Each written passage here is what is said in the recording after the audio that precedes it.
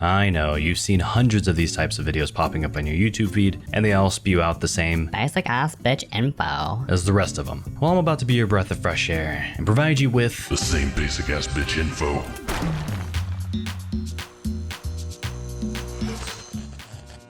Real talk, I'm about to hit you with 7 quick tips to improve your Valorant gameplay in under 10 minutes, and I bet one of them will help you out. We'll start off easy. Accuracy. We all know that not moving equals the best accuracy, but standing still like a turret is usually not your best option, so here's a few notes about it. While walking, your first shot has near perfect accuracy. I'm not saying walk around every corner as it makes you an easy target. Keep it in mind if you're trying to silently clear out a site. There's this term called counter-strafing, and it was incredibly important to master in Counter-Strike. It refers to hitting the opposite direction that you're moving. This would stop you much quicker compared to just letting go of the movement key. In Valorant, I'd say it's a little less impactful because you slow down much quicker when you just let go, but by no means is it pointless because it allows you to do a certain peak way more efficiently. We'll talk about that in a second, but first I need you to understand. Crosshair placement. Crosshair placement is probably one of the most important things you can learn. It refers to simply placing your crosshair where an opponent would walk out of, preferably at head level. This will allow you to get some quick headshots without having to adjust your crosshair that much. So what I'm trying to say is, stop aiming at the ground! Something I don't think a lot of people understand is not only do you want to aim at head level, but how close to a corner you're aiming is also very important. You'll want to give yourself some time to react if you hear them rushing or you expect a wide peak, so you'd aim farther away from the corner. On the other hand, you'd want to aim closer to the corner if you're expecting a tight peak. Wide peak? Tight peak?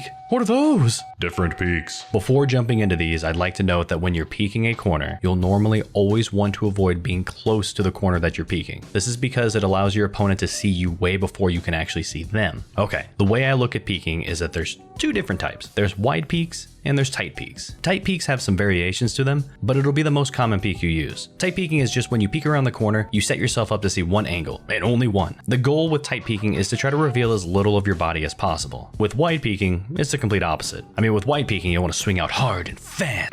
Each peak has their uses. So here's a quick list of variations and when I would use them. The first 3 are tight peaks. The first one is a jiggle peek, or the he shot me in the face while running peek. This refers to peeking for a split second only to strafe back into a corner. This is almost always paired with pre-firing as you peek for quick picks. Just use this on common angles a defender will be holding, and this was the peak that I was referring to that I said counter-strafing would help out on. The next type peak is the shoulder peek, or the na-na-na-na-boo-boo peek. This refers to when you're peeking just your shoulder out and you quickly strafe back into cover. This is kind of similar to the jiggle peek, but you don't strafe out as much. I mean, you won't even see around the corner. The only time you're ever going to want to use this peek is if you're trying to bait out a shot from an opponent if you're suspecting that they're holding an angle with a sniper. Once you bait out the shot, you can make a move on them. Hey, you want to go out on a date sometime? And the last tight peek is a close peek, or the peekaboo peek. This is when you peek while being very close to the wall. Now, like I mentioned before, this is a terrible idea because normally the enemy can see you before you can see them. But if you pair this with, I don't know, a teammate flashing, or if your teammate wide peeks from farther back, along with you doing the close peek, it can work pretty well. You'll only really want to try to do this if you need to be closer to the opponent, like on an eco round if you have a pistol or shotgun. And lastly, you have the wide peek, which there's not much variation of this. You'll mainly just be looking to wide peek if you think there's an opper holding a corner. While a tight peek will reveal less of your body, if a sniper is just holding that angle real tight, you'll just run right into their crosshair. You can try pairing a wide peek right after a na-na-na-na-boo-boo peek to try to catch the sniper off guard if he tries to re-peek the same angle. Now, the only variation I can think of for a wide peek is the I have nothing else to live for peek, although this would be better to explain in my next tip. Properly play with your teammates. If you want to avoid people crying, "You baited me, bro," here's a few tips. If you bait with intention. For example, like I mentioned earlier, if you wanted to peek out mid on Haven as attackers, you can ask your teammate to jump across the window while you tight peek right after. This can force the opponent to start firing at your teammate who's jumping around like an idiot, and it lets you line up for an easy kill. Check corners. If you're the second one rushing into the site and you see your teammate run past the spot without getting shot, but he didn't check it. There's a chance someone's hiding there, but they're just waiting for more people to run past, lining up for a big kill. In general, try to cover an angle your teammates aren't so the defender can't get trades in their favor. Crossfire!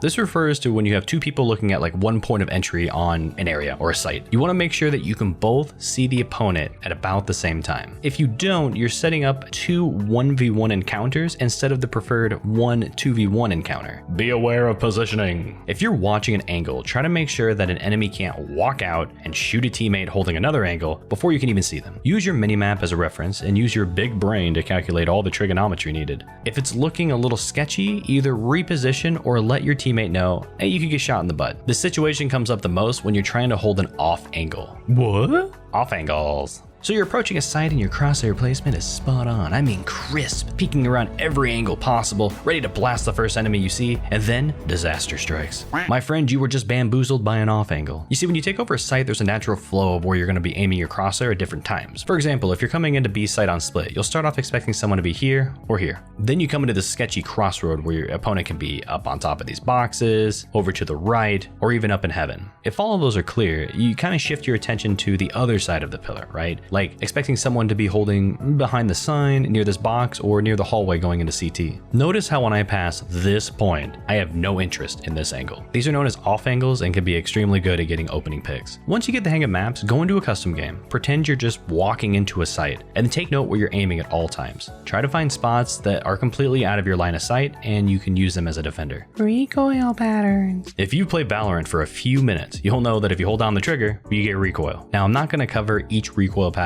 for all the guns. What I will say is go into the training ground and try to keep your first 5 to 7 shots on target. If you scope in on a rifle, not only does it decrease your rate of fire, but your crosshair actually follows where your bullets hit. So feel free to use that to get used to the pattern. You want a pro tip? Pull out. I mean down. The art to defusing. This last tip is a doozy. It's got a lot to talk about, and honestly, I could make a whole video by itself on it. But it's an important topic, and I think a lot of people are lost in this situation. You're a defender, you're in a 1v1 situation, the bomb is planted, and you're in mid. What do? How do you successfully defuse the bomb? Now, as always, being as quiet as possible is good, but keep in mind you're on a timer, a 45-second timer. A general rule I go by is when you start hearing the double beep, which is when 25 seconds has passed, it's time to start moving. Now, once you start defusing, you'll notice 2 bars popping up. If you get past the first bar, it saves the progress, and if you restart it at any point, you'll start off with the first bar done. As soon as you start the defuse, it will make a noise. The planter will normally hide the best they can until they hear that noise. Now the mind games begin. At any point, you as the diffuser can stop diffusing, and that won't make a noise. So if you start it, immediately stop, and then aim exactly where you think the planter is, there's a chance they'll walk right into your crosshair. That's called faking a diffuse. Congratulations. Woohoo! The thing is, most people will know the first defuse is a fake, and the planner will wait like 3 to 4 seconds before even thinking about peeking. You then, as a diffuser, have to decide if you want to wait longer for them to peek or start the defuse back up. Obviously, starting it back up will let the person know you were faking it the entire time. It's a huge mind game, but it's super fun and honestly the best place can come out of these situations. So here's a few tips that can help you out if you're feeling lost. When approaching the bomb, try to clear out as many angles as possible without making a noise, if time permits. What you're doing is narrowing down the possibility of where the defender is actually hiding. Take note of where the bomb is actually planted. Normally, a defender will be hiding behind a corner that has a clear line of sight of the bomb. If you're confident you know where the opponent is hiding, quickly fake a defuse and immediately move to a different angle, setting up your shot on the enemy. You could even push into them right after a fake. Just try to walk, because as soon as they hear a step, they know you're not defusing and they'll try to hide more. It can be risky, but sticking the first defuse to the first bar tends to yield success, as people aren't really used to this mechanic coming from CSGO, and they'll wait long enough to allow you to do that. Then you can let go and get ready for them to come around the corner. And that's it. If you actually learned at least one new thing, do me a favor, hit that thumbs up button and subscribe, because you gotta let YouTube know that you enjoyed it. They forget sometimes. Let me know down in the comments if you didn't learn anything and something you wish I would have covered. Or in general, if you want to see me cover something in a future video. Comments. Expect some sweet gameplay videos coming out soon while I try to climb my way through ranked. As always, remember, don't be a dick, have a good game.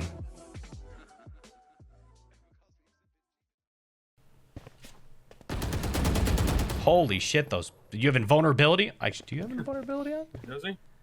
Just shoot him in his leg. Ah, oh, no. Nope, I'm just really bad. I'm just really bad, dude. You just come out and then hug the left side and shoot him on the right side, and then once he dies, I'm gonna peek out, and then you just try to shoot me. Okay.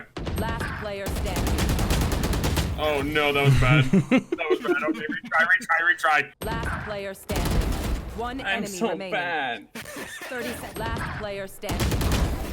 Dude, I'm so bad. I clicked the button. You look fucking stupid holding that bomb. Hold on a minute. What are you doing? You look like you're Hold on, hold it up again. Hold it up again. You taking a sip of that bomb? No. Yeah, eat it up. Nom nom nom nom nom nom. Thank you.